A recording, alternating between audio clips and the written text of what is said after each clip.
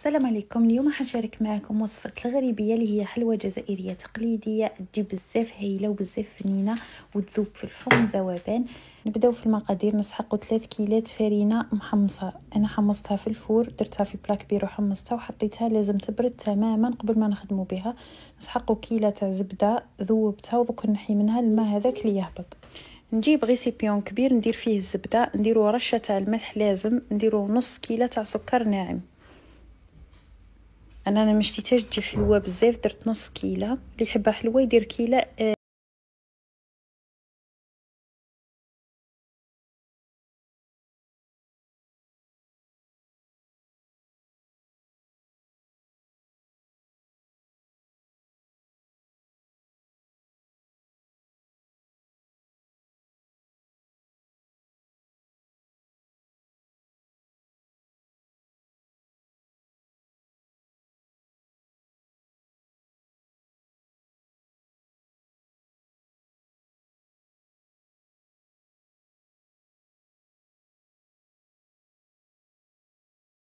تدريج. انا يعني في الاخير سحقيت 3 كيلات كاملين.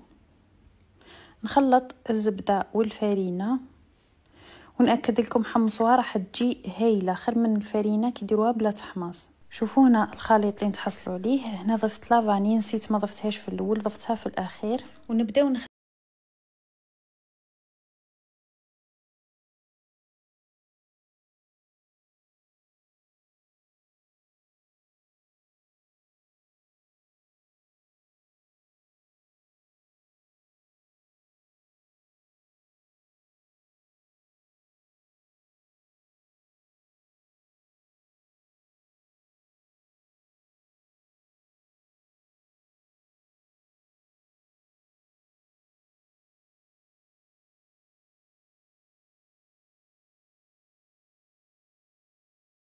نسكه. هنا تعرفوا باللي خلاص ما تزيدولاش فوق هكذا باش ما تهبط لكمش من بعد في الفور.